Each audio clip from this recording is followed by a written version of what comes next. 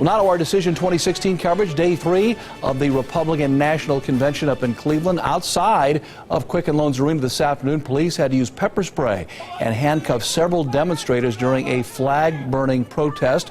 It is the most turbulent protest since the convention began on Monday. It prevented delegates and some members of the media from getting inside the arena for this evening's events. At least 4 people were detained.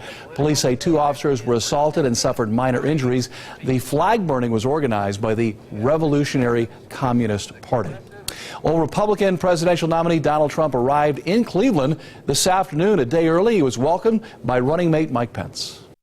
And I'm convinced what begins in Cleveland will end in the White House. Thank you. And, of course, tonight is the night to shine for the Indiana governor, his chance to make his case to his party and the American voters why the GOP ticket is the best one for this fall. But, of course, there are still a lot of voters out there with major reservations on both sides, frankly. 2 News anchor Katie Houston live inside Quicken Loans Arena to pick up our coverage tonight from Cleveland. Katie? Yeah, Mark, you're absolutely right. A lot of voters still on the fence, a lot of delegates still on the fence about the top of their ticket. So tonight, here inside the queue, it is the VP nominee's turn in the national spotlight. But you know what? It's another politician that had the Ohio delegation earlier today thinking about the future of their party. OH.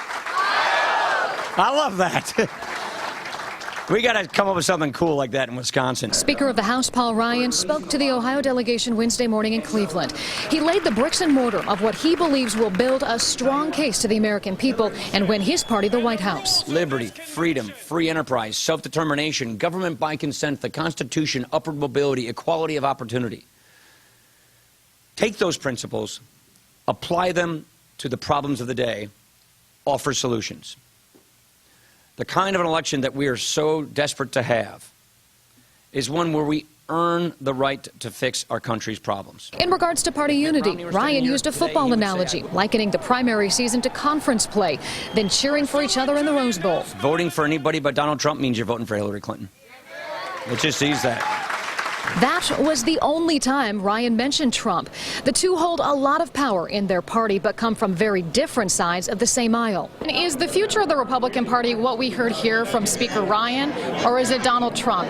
Very different and distinct tones. He's obviously got a bright future ahead of him. He's got a great way to communicate. Now, we are a coalition party. There's a lot of different pieces to our party, but I think that Speaker Ryan's message, and one of the reasons why he became Speaker in a Republican team that was quite fractured, quite frankly, was he brought people together and he unified people. I do think that Speaker Ryan definitely is the future of the Republican Party. Cleveland delegate Ed Anderson says he's still on the fence about Trump, but knows he does not support the status quo on a number of issues. We have a race division in this country that shouldn't be. It's very sad, very sad. So I think that this current administration and Democrats have actually failed this country and have failed, in particular, the inner cities. And he echoes the sentiments of Lieutenant Governor Mary Taylor that Thursday night is an important one for Trump. I think he needs to focus on the issues. I mean, I think as Republicans, that's what we want to hear, and I think that's what Americans want to hear. And they want to not only talk about the issues, but also talk about solutions. So Donald Trump will close his convention here Thursday night. That's tomorrow night. But again, tonight it is all about his VP nominee, Indiana Governor Mike Pence. We, of course, will have complete reaction and insight to the speeches tonight coming up for you tonight on 2 News at 10 and 11. Live in Cleveland, Katie Houston, 2 News working for you.